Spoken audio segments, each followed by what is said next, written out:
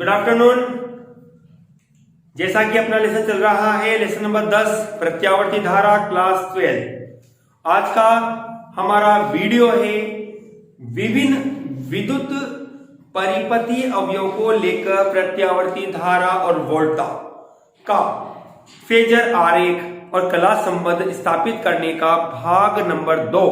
लेकिन lesson number 10 का आज का जो क्लास अपनी है वह है पार्ट नंबर 4। तो स्टूडेंट्स, आज की जो वीडियो है इसमें हम प्रेरकीय परिपथ में किस तरह से धारा प्राप्त होती है, धारा और वोल्टा में संबंध किस तरह से होता है, इसके अलावा इसका ज्यावक्र, फेजर आरेख और शक्ति तथा साथ के साथ कुछ महत्वपूर्ण प्रश्न जिसमें एक इंपॉर्टेंट वर्ड आपको प्राप्त होगा, प्रतिघात। प्रतिघात क्या होता है, प्रतिघात किसे कहते हैं, यह किस प्रकार से होता है, आवृत्ति से क्या संबंध होता है, मात्रक क्या होता है, इन सभी के बारे में आज हम हमारी इस वीडियो में पढ़ेंगे। ठीक है स्टूडेंट्स, सबसे पहले हम आज का जो हमारा टॉपिक है शुद्ध प्रेरकीय परिपथ में, जिसको यूं भी बोला जा सकता है यदि परिपथ में केवल प्रेरक कुंडली एल जुड़ी हो तो प्रत्यावर्ती धारा क्या होगी, प्रत्यावर्ती धारा किस प्रकार की होगी, उसको आप ज्ञात कीजिए। तो स्टूडेंट्स, जैसा कि मैंने 5 भागों में अपने वर्क को डिवाइड कर रखा है इसमें, तो हम सबसे पहले भाग को पूरा करेंगे, धारा का मान ज्ञात करना। ठीक है, तो इसके लिए स्टूडेंट्स हमने कहा कि हमारे पास एक प्रेरक कुंडली है, यह एल, जिसको हमने प्रत्यावर्ती वोल्टता स्रोत के साथ श्रेणी क्रम में जोड़ा है, जिसकी वोल्टा V इक्वल टू अपने पास है Vm sin ओमेगा t। जैसा कि आप जानते हैं Vm प्रत्यावर्ती वोल्टता का अधिकतम मान, जिसे वोल्टता आयाम या शिखर वोल्टता के नाम से भी जाना जाता है। चलिए, ये जो कुंडली आपके पास है, हमने पहले भी बताया कुंडली निर्माण कैसे किया जाता है। तो याद होना चाहिए आपको कि एक कॉपर वायर को लेके उसे बेलनाकार या चूड़ी नुमा या कुंडली नुमा रूप में मोड़ दिया जाता है, और इस प्रकार की जो युक्ति होती है वह प्रेरक कुंडली एल कहलाती है। ये विभिन्न धातुओं की भी बनाई जा सकती है।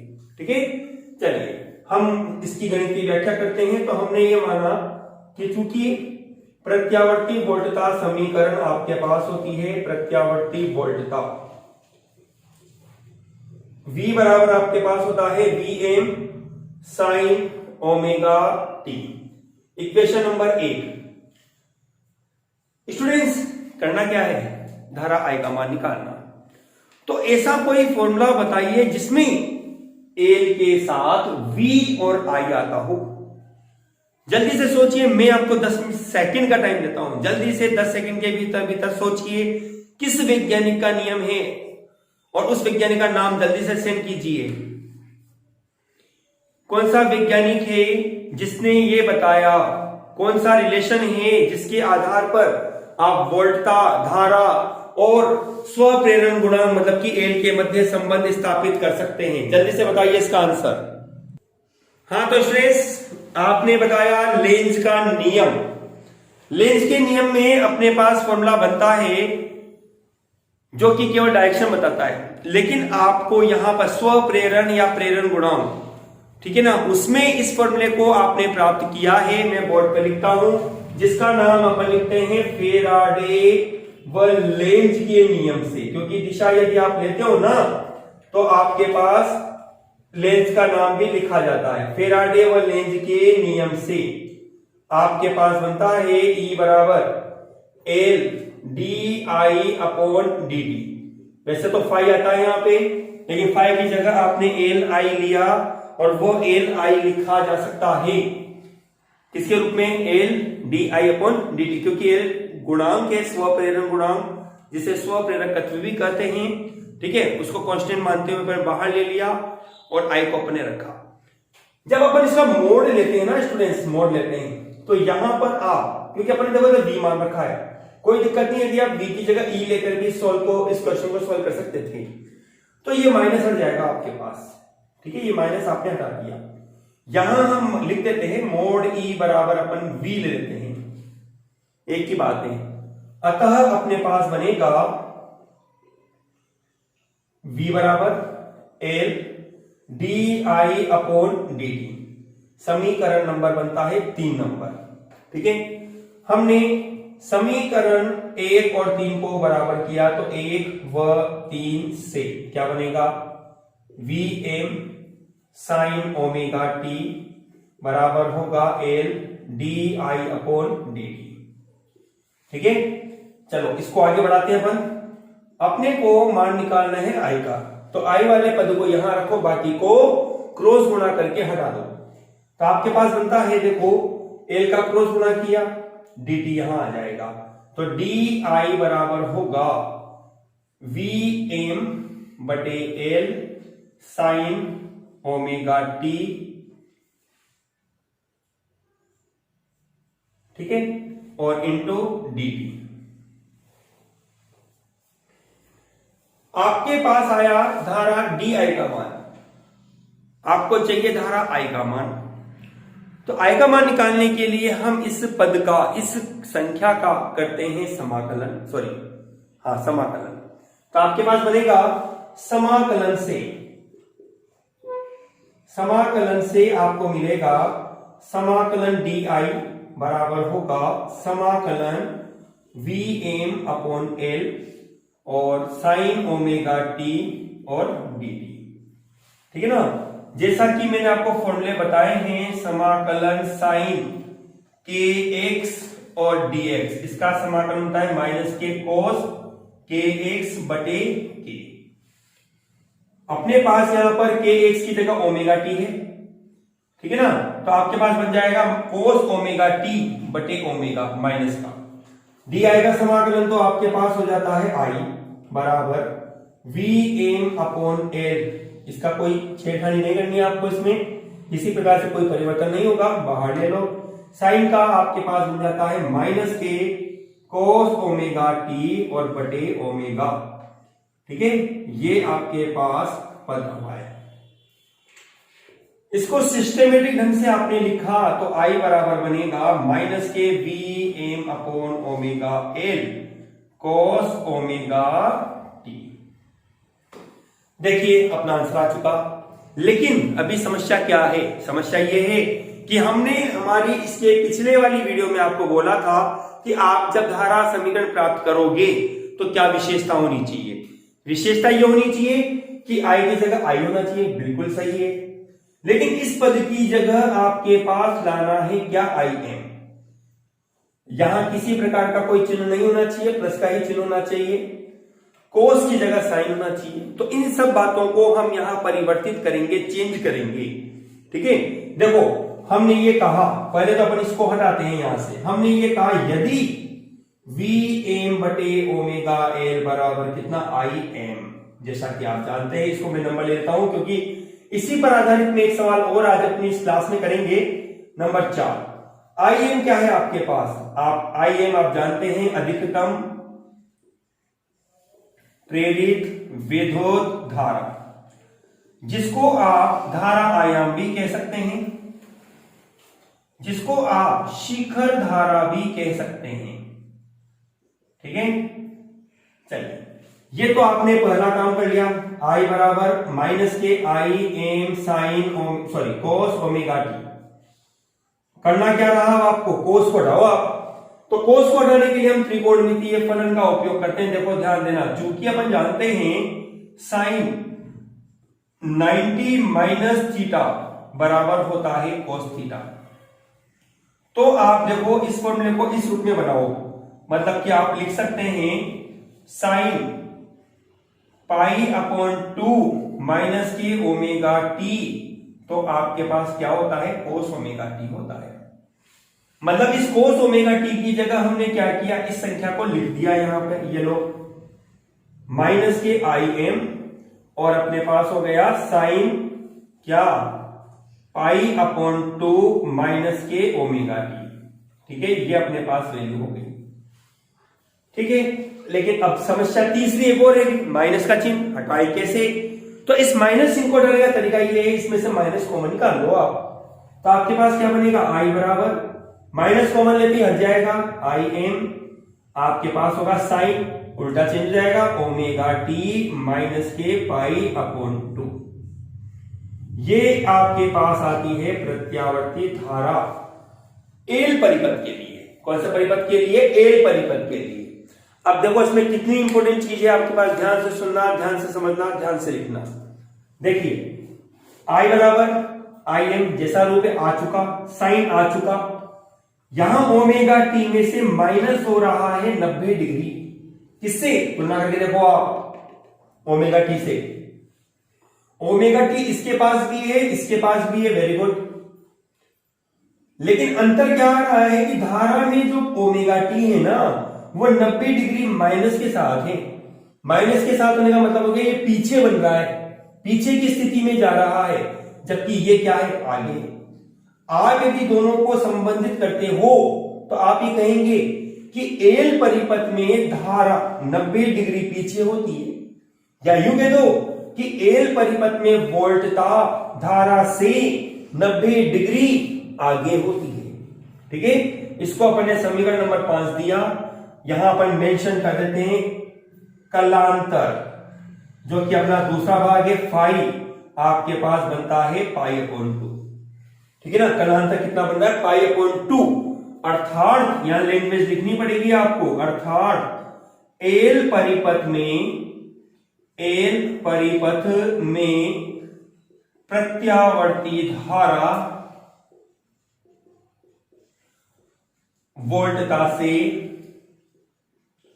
वोल्टता से 90 डिग्री पीछे होती है।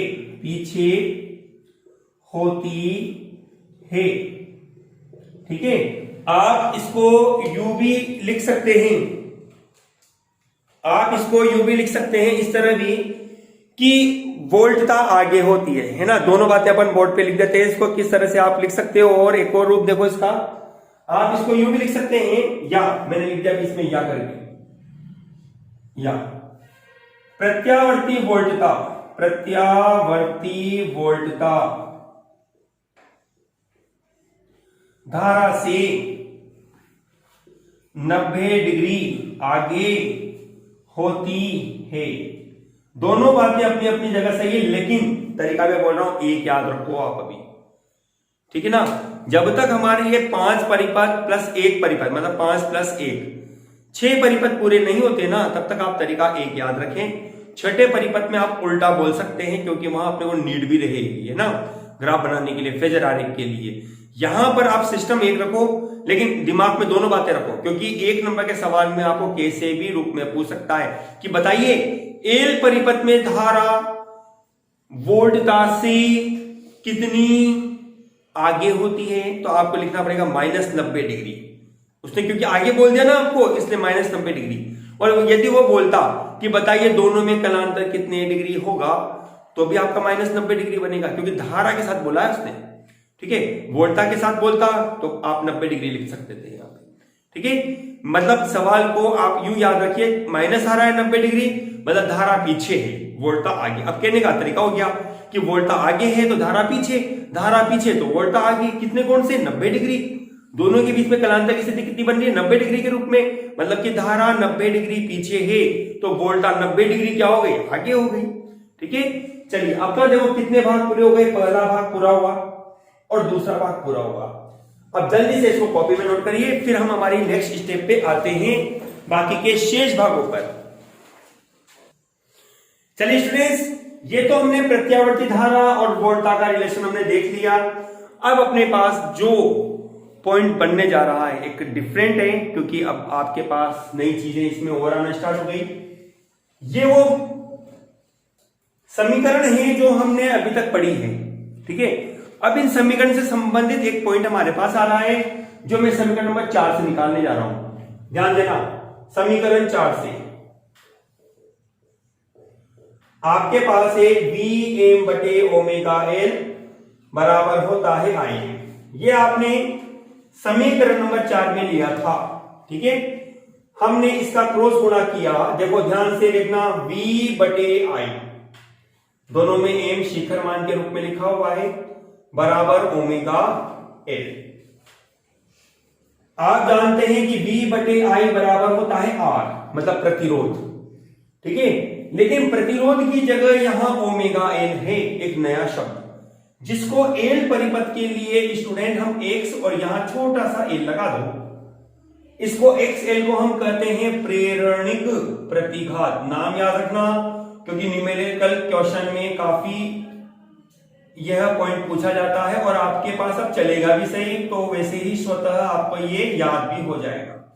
प्रेरणिक प्रतिघात, ठीक है। XL को प्रेरणिक प्रतिघात कहते हैं। मैं लिख देता हूं यहां XL प्रेरणिक प्रतिघात कहलाता है, प्रेरणिक प्रतिघात कहलाता है,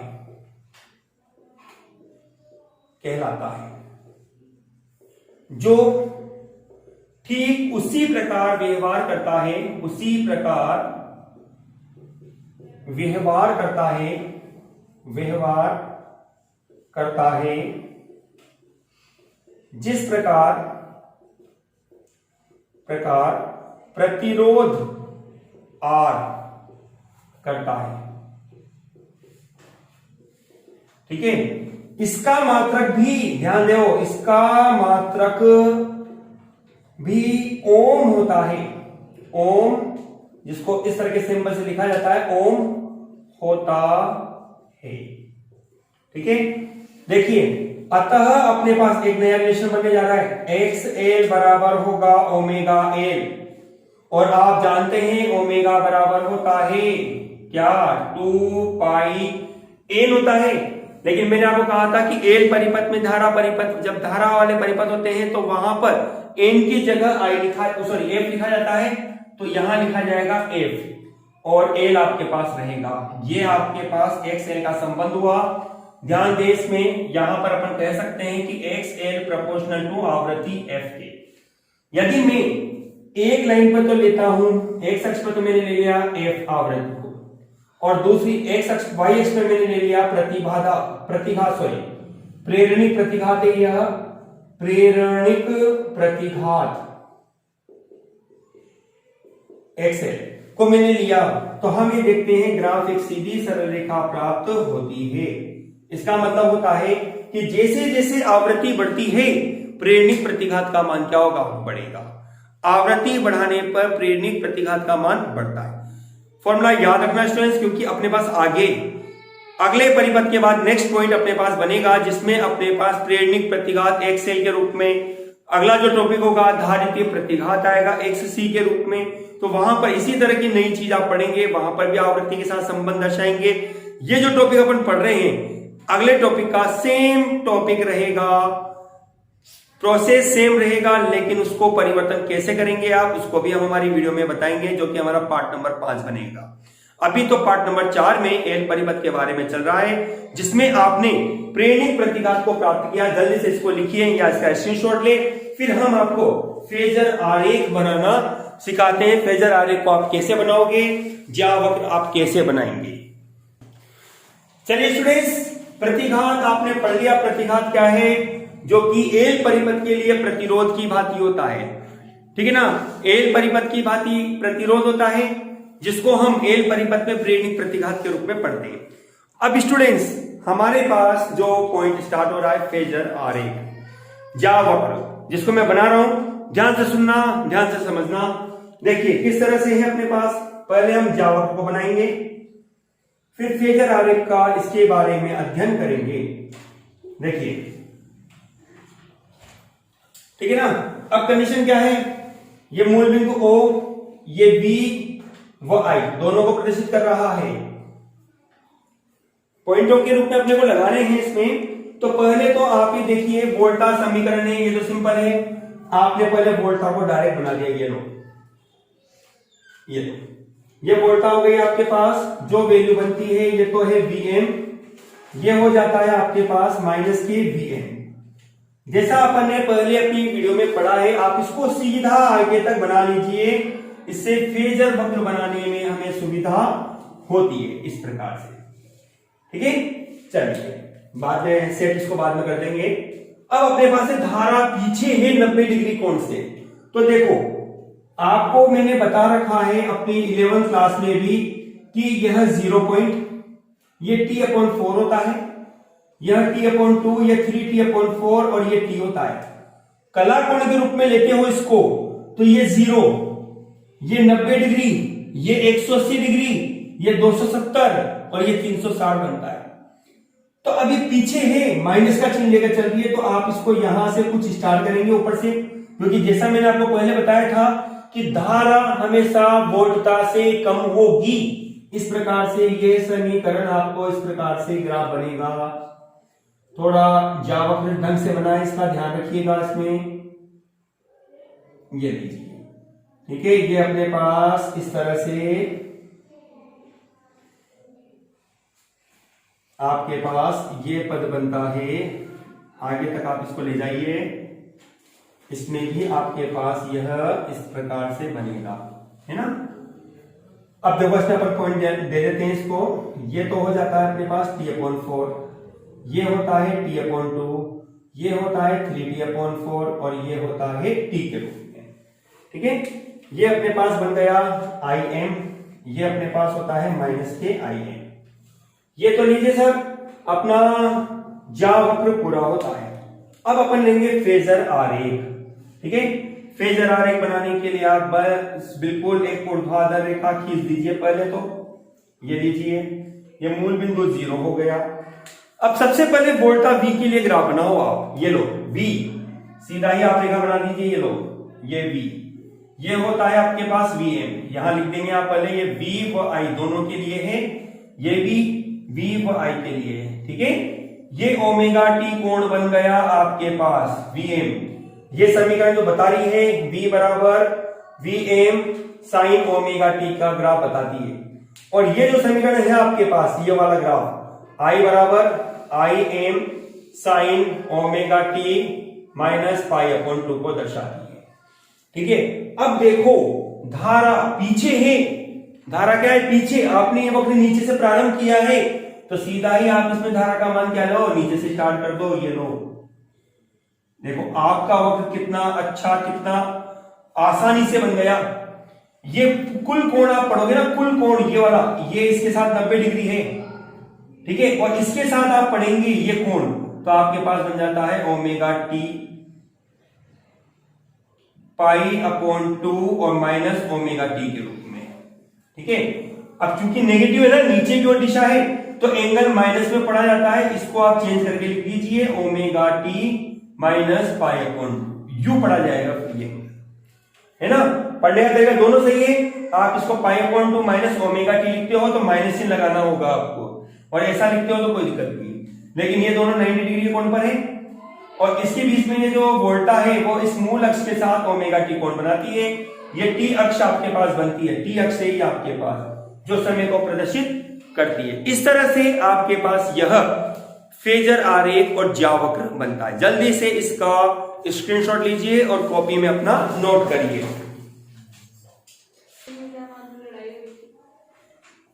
चलिए इधर देखिए, अब एक पूर्ण चक्र के लिए औसत शक्ति क्षय, एक पूर्ण चक्र के लिए औसत शक्ति आपको निकालनी है। औसत शक्ति क्या बनेगी, देखिए औसत P बराबर होगा औसत VI, ठीक है ना। अब चूंकि V बराबर आपके पास ये है Vm साइन ओमेगा t, जिसको अपन ने लिखा भी था, और I बराबर आपने प्राप्त किया था Im माइनस में। लेकिन देखो ये परिवर्तित रूप था, इसको लेते हैं अपन, थोड़ी देर कैलकुलेशन जो है जल्दी हो जाएगी, बात एक ही है दोनों के लिए, ठीक है ना।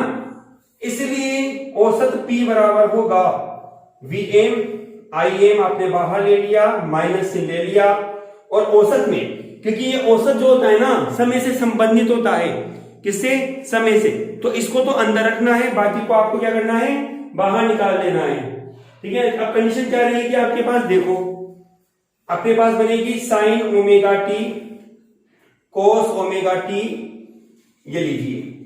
अब यदि मैं इसके अंश में और हर में 2 का गुणा भाग करता हूं, कोई फर्क पड़ा नहीं, लेकिन हमें क्या मिलेगा, देखो माइनस के Vm Im बटे 2 औसत 2 साइन ओमेगा टी कोस ओमेगा टी, ठीक है। ये फॉर्मूला बनता है, आपको ध्यान है, चूंकि 2 साइन थीटा कोस थीटा बराबर होता है साइन 2 थीटा।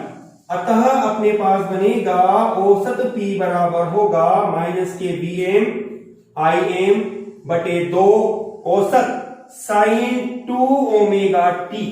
और जैसा कि आपको मैंने बता रखा है फॉर्मूला में, औसत sine 2 omega t is equal to 0, इसलिए औसत P बराबर आपको बनेगा 0। देखिए बहुत इंपॉर्टेंट लाइन आई है, आप कह सकते हैं अतः एल परिपथ में एक पूर्ण चक्र के लिए औसत शक्ति क्षय 0 होता है। देखिए इससे पहले अपन ने आर परिपथ पढ़ा था, आर परिपथ में औसत P बराबर आया था VRMS IRMS, लेकिन एल परिपथ में जो आपको मान मिल रहा है वह 0 है। ध्यान रखिएगा, एक नंबर का सवाल हो सकता है कि आर परिपथ में औसत शक्ति क्षय कितना होता है, आपका आंसर बनेगा P बराबर VRMS IRMS। एल परिपथ के लिए पूछता है, आपका आंसर लिखना है 0। ठीक है, हालांकि प्रूफ नहीं पूछेगा आपसे क्योंकि एक नंबर का सवाल है, मैंने प्रूफ करके आपको दिखाया है कि ये प्रूफ कैसे आया। ओके स्टूडेंट्स, चलिए इसका जल्दी से स्क्रीनशॉट लीजिए और अपनी कॉपी में इसको नोट कीजिए। चलिए स्टूडेंट्स, अब मेरे पास एल परिपथ से संबंधित एक डिफरेंट सवाल है जो अभी तक आपने कहीं किसी रूप में इसको नहीं पढ़ा होगा, क्योंकि अभी तक जितना आपने पढ़ा है वो आंशिक रूप से आप कहीं ना कहीं किसी न किसी प्रकार से पढ़ चुके होंगे, लेकिन ये जो सवाल मैं बताने जा रहा हूं ये काफी डिफरेंट बन रहा है। आपको केवल ग्राफ बताना है, यहां पे उसका कोई एक्सप्लेनेशन आपको नहीं देना है। हालांकि अपन ने यह डिस्कस किया है और हम अभी भी डिस्कस करते हुए चलेंगे।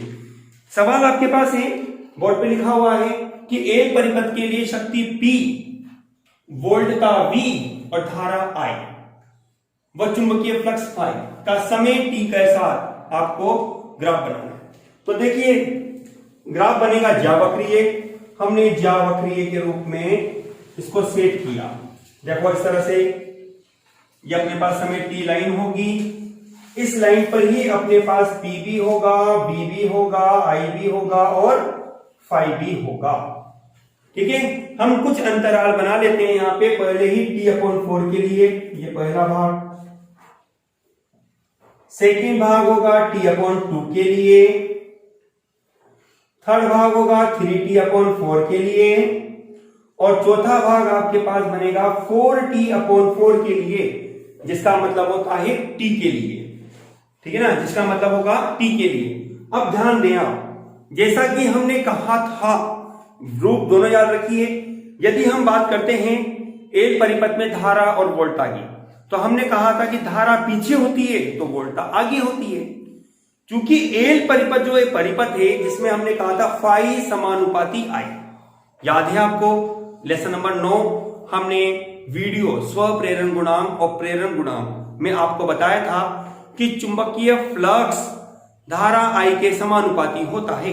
तो जैसे जैसे धारा बढ़ेगी, जैसा परिवर्तन धारा में देखने को मिलेगा, उसी प्रकार का परिवर्तन आपको क्या होगा, चुंबकीय फ्लक्स में देखने को मिलेगा। मतलब कि दोनों का ग्राफ एक जैसा होगा। ठीक है ना, तो हम पहले दोनों के ग्राफ बनाते हैं, फिर हम आगे बनाएंगे V और P के लिए। चलिए हम बनाते हैं इसका ग्राफ। किस तरह से बनेगा, आपके पास कंडीशन क्या बनेगी देखिए।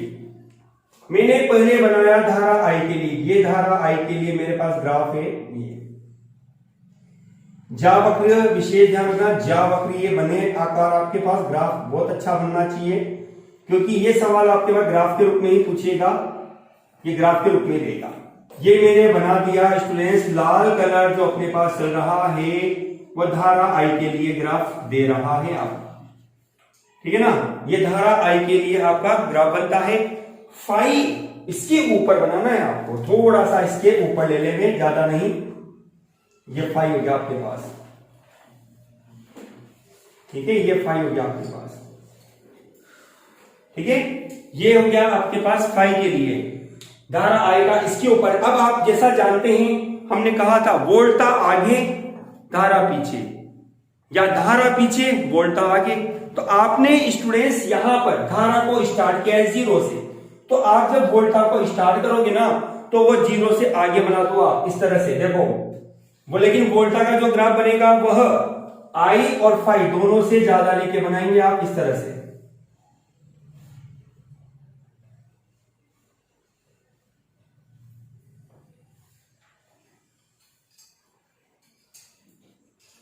ये हो गए 3 ग्राफ आपके पास। ये तो है आई के लिए, ये है फाई के लिए, और ये हो गया बी। अब बचा कौन? बचा है पी। पी का ग्राफ अब आपको बनाना है, तो पी का ग्राफ कैसे बनेगा उसको ध्यान देंगे आप। देखो पी को भी मैं ग्रीन कलर से बना रहा हूं। आपके पास पी आपके पास होगा एक लूप में, ये भाग दूसरे लूप में जाएगा यह इस प्रकार से, ये प्रत्येक लूप में बनेगा, तब जाके आपके पास टोटल शक्ति 0 बनेगी इस प्रकार से। ये ठीक है। अब मैं पूरा लिख देता हूं इस पर। ये तो पी के लिए है, ये आपके पास पी के लिए है, ये आपके पास है फाई के लिए, ठीक है। और ये आपके पास बनता है आई के लिए। और बचा कौन? आपके पास बचा हुआ है अभी वी, तो ये आपके पास बनता है वी के लिए, ठीक है स्टूडेंट्स। यहां लिख देंगे आप t/4, यहां लिख देंगे आप t/2, यहां लिख दोगे 3t/4 और यहां लिख देंगे आप t, ठीक है स्टूडेंट्स। इस तरह से स्टूडेंट्स आज की हमारी इस वीडियो में हमने स्व प्रेरण प्रेरकत्व अर्थात या स्व प्रेरण गुणांक L से संबंधित हमने धारा का मान, धारा समीकरण निकाली। इसके अतिरिक्त हमने L परिपथ के लिए वोल्टा V धारा I में कलांतर की स्थिति बताई, जिसमें हमने देखा कि धारा I वोल्टता से 90 डिग्री पीछे होती है।